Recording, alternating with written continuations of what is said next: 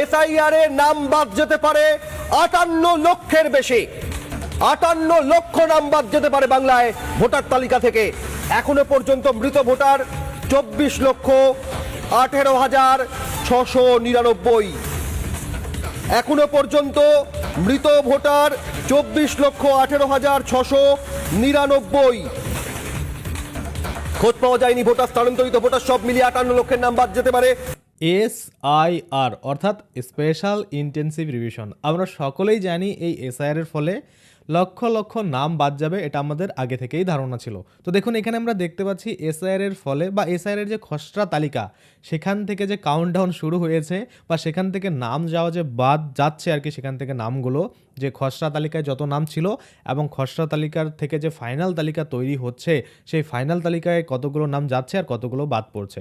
তো সোমবারের বিকালের লাস্ট আপডেট অবধি আমরা যদি দেখি, এখানে আমরা দেখতে পাচ্ছি পরিষ্কার করে বলছে যে এসআইআর এ বাদ যেতে পারে প্রায় কত 58 লক্ষেরও বেশি নাম এখনও পর্যন্ত। এবার আরও কিন্তু এই সংখ্যাটা বাড়বে, আমরা সকলেই পরবর্তীতে সেই সংখ্যাও দেখব। কি বলা হচ্ছে এসআইআর এ বাদ যেতে পারে 58 লক্ষের বেশি নাম। এখনও পর্যন্ত মৃত ভোটার 24,18,699 জন। বুঝতে পারছেন? 24,18,699 জন মৃত ভোটার, অর্থাৎ যে ভোটারগুলো মারা গেছে, ডেথ হয়ে গেছে, সেই ভোটারগুলোর কিন্তু লিস্ট এটা। আচ্ছা, বেপাত্তা ভোটার মানে শুনছেন তো, বেপাত্তা মানে যেগুলোর কোনো পাত্তা পাওয়া যাচ্ছে না, খুঁজে পাওয়া যাচ্ছে না, নন ট্রেসেবল, এইরকম একটা ব্যাপার রয়েছে। তো সেটা হচ্ছে 12,01,462 জন। মানে ভোটার কার্ডে মনে করুন ভোটার কার্ড রয়েছে, ভোটার লিস্টে নাম রয়েছে, কিন্তু ভোটারদের খুঁজে পাওয়া যাচ্ছে না, বেপাত্তা ভোটার। বুঝতে পারছেন? সেটা হচ্ছে 12,01,462 হলো। এবার যদি আমরা দেখি ভুয়ো ভোটারের সংখ্যা 1,37,575। অর্থাৎ এখানে আমরা ভুয়ো ভোটার বলতে কোনগুলো, যেগুলো ভুয়োভাবে তৈরি করা হয়েছিল বা যেগুলোকে কিন্তু এখন বাদ দেওয়া হচ্ছে, সেই ভুয়ো ভোটারের সংখ্যা কিন্তু আমরা দেখতে পাচ্ছি 1,37,575।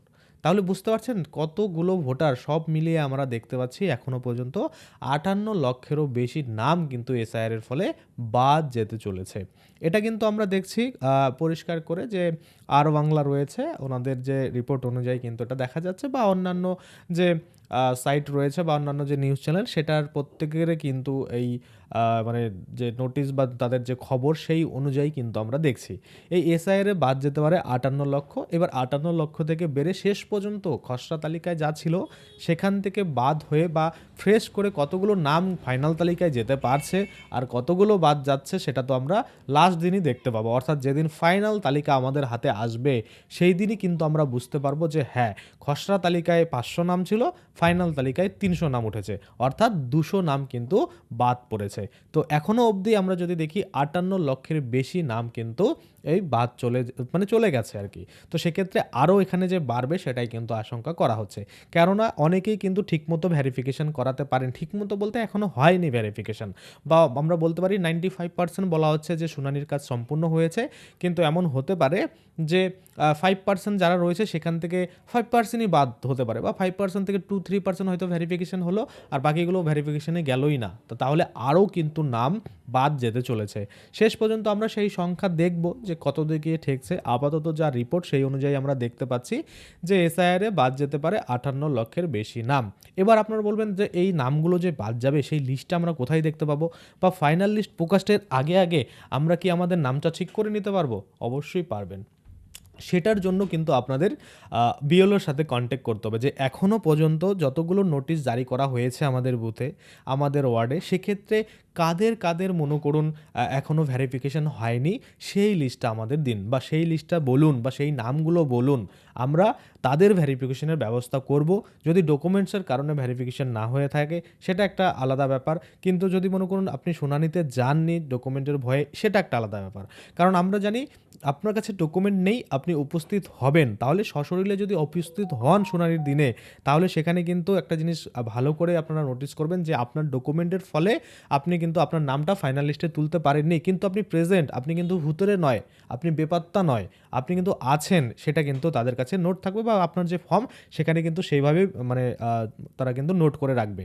তো সেক্ষেত্রে পরবর্তীতে আপনি যখন ক্লেম করবেন অন্য ডকুমেন্ট দিয়ে বা পুনরায় ভোটার লিস্টে নাম তোলার চেষ্টা করবেন, তখন কিন্তু সেটা আপনার অনেক কাজে দেবে। কেননা আমাকে কিন্তু মানে ভেরিফিকেশন যখন আমি হয়েছে আর কি, যখন শুনানিতে ডাক পড়েছিল, তখন কিন্তু আমি দেখেছি যে আধিকারিক রয়েছে তারা কিন্তু বলছে যদি আপনার কাছে ডকুমেন্ট নাও থাকে তারপরেও আপনি কিন্তু শুনানিতে আসবেন এবং আসার পরে আপনি সশরীরে উপস্থিত হয়ে আপনার কোনো ডকুমেন্ট নেই সেভাবেই কিন্তু আপনি উপস্থিত হয়ে থাকবেন।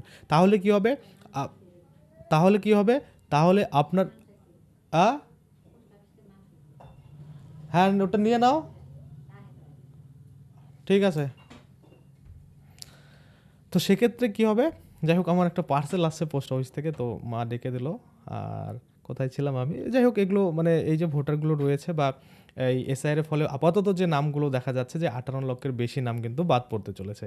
যাই হোক আমি ভিডিওটা এখানে শেষ করছি। আপনাদের যদি কোনো রকম কমেন্ট থাকে অবশ্যই কমেন্টে, আপনাদের যদি কোনো কোশ্চেন থাকে কমেন্টে জানাবেন। তাছাড়া আপনাদের বিএলওর সাথে যোগাযোগ করে যে বিভিআর লিস্ট রয়েছে সেটা কিন্তু নিয়ে নেবেন, কারণ সেটা আরও কিন্তু 7 দিন বাড়ানো হয়েছে। এই 7 দিনের মধ্যে আপনারা যদি শুনানিতে যান বা আপনাদের যে ডকুমেন্ট প্রবলেম সেটা যদি সলিউশন করান, তাহলে কিন্তু ফাইনাল যে তালিকা সেখানে আপনাদের নাম আসবে। তো যাই হোক আজকের জন্য ভিডিওটা এখানেই শেষ করছি। ধন্যবাদ।